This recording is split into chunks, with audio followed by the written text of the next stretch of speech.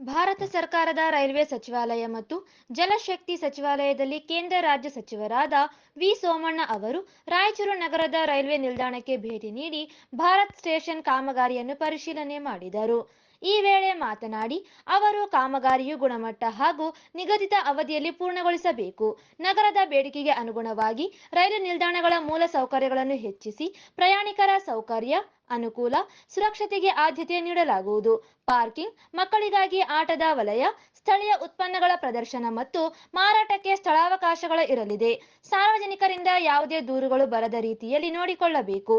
ಸ್ಥಳದಲ್ಲಿದ್ದ ರೈಲ್ವೆ ಅಧಿಕಾರಿಗಳಿಗೆ ಸೂಚನೆ ನೀಡಿದರು.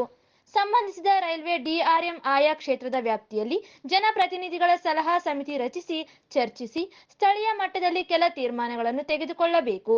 ಅವರಿಂದ ಸಲಹೆಗಳನ್ನು ಪಡೆದುಕೊಂಡರೆ ಜನರಿಗೆ ಇನ್ನಷ್ಟು ಅನುಕೂಲ ಆಗುವಂತೆ ಕಾರ್ಯಕ್ರಮಗಳನ್ನು ರೂಪಿಸಲು ಸಾಧ್ಯವಾಗಲಿದ್ದು, ಆ ನಿಟ್ಟಿನಲ್ಲಿ ಕಾರ್ಯನಿರ್ವಹಿಸಬೇಕೆಂದು ನೀಡಿದರು. ಇದೇ ಸಂದರ್ಭದಲ್ಲಿ ರಾಯಚೂರು ನಗರ ಕ್ಷೇತ್ರದ ಶಾಸಕ ಡಾಕ್ಟರ್ ಶಿವರಾಜ್ ಎಸ್ ಪಾಟೀಲ್, ಮಾಜಿ ಶಾಸಕರಾದ ಕೆ ಶಿವನಗೌಡ ನಾಯಕ್, ಬಸನಗೌಡ ಬ್ಯಾಗವಟ್, ಗಂಗಾಧರ ನಾಯಕ್ ಸೇರಿದಂತೆ ರೈಲ್ವೆ ಇಲಾಖೆಯ ವಿವಿಧ ಅಧಿಕಾರಿಗಳು ಹಾಗೂ ಸಿಬ್ಬಂದಿಗಳು, ರೈಲ್ವೆ ಪೊಲೀಸ್ ಅಧಿಕಾರಿಗಳು ಇದ್ದರು.